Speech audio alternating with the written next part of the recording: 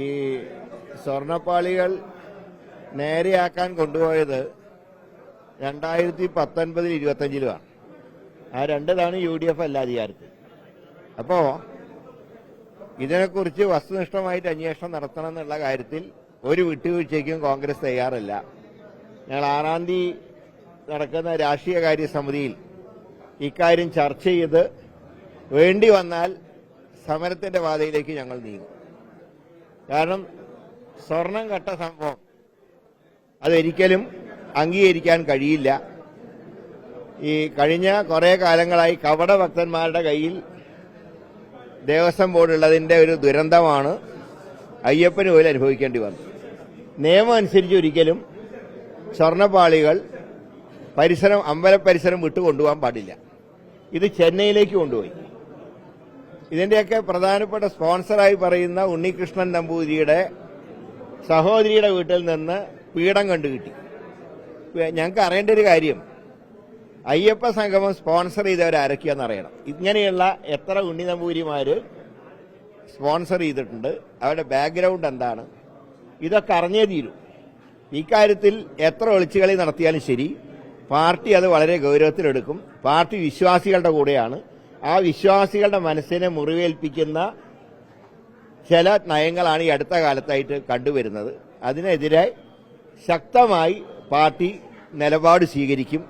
ആ കാര്യങ്ങൾ പാർട്ടി യോഗം ചേർന്ന് തീരുമാനമെടുക്കും. ഞാൻ പറയാം, ശബരിമലയുടെ കാര്യത്തിൽ ആരെന്ത് കാണിച്ചാലും തെറ്റു തന്നെയാണ്. ഏത് അന്വേഷണത്തിനെയും ഞങ്ങൾ ഭയപ്പെടുന്നില്ല. പക്ഷേ ഈ അടുത്ത കാലത്താണ് പീഠങ്ങളും സ്വർണ്ണപാളികളും കാണാതായിട്ടുള്ളത്. അതിനെ പൂർവ്വകാലം പറഞ്ഞ് മറയ്ക്കാൻ നോക്കണ്ട. ഒരന്വേഷണത്തിനെയും ഞങ്ങൾ ഭയപ്പെടുന്നില്ല. പക്ഷേ കണ്ടുപിടിച്ച തെറ്റുകൾ അതന്വേഷിച്ച് കുറ്റക്കാർക്കെതിരെ നടപടി സ്വീകരിക്കണം.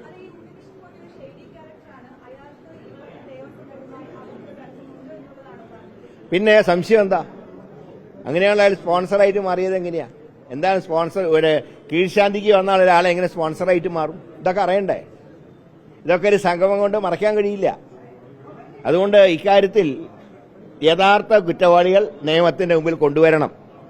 കപട ഭക്തിക്കാരുടെ യഥാർത്ഥ ചിത്രം പുറത്തു വരണം. അന്വേഷിക്കണം ഇക്കാര്യങ്ങളൊക്കെ. ഏതന്വേഷിക്കുന്നതിന് ഒരു വിരോധമില്ല. പക്ഷേ ഒരിക്കലും കുറ്റവാളികൾ രക്ഷപ്പെടാൻ സമ്മതിക്കില്ല. ഒരു സംശയം അക്കാര്യത്തില്ല. ഗൂഢാലോ നിലക്ക് സ്വർണം കട്ടിട്ട് 4 കിലോ കട്ടിട്ട് എന്ത് ഗൂഢാലോനാ? കട്ടി കീശയിലാക്കി ദൈവത്തിന്റെ പണം. ഒരു കാര്യം ഞാൻ പറയുന്നുള്ളൂ, അയ്യപ്പന്റെ സ്വത്ത് തൊട്ടവരാരും ഗതി പിടിച്ചിട്ടില്ല എന്നുള്ള കാര്യം കക്കുന്നവരോർക്കണം. അത്രേ പറയുള്ളൂ. ഒരു കാരണവശാലും ഈ കട്ട കള്ളന്മാർ രക്ഷപ്പെടാൻ ഞങ്ങൾ സമ്മതിക്കില്ല.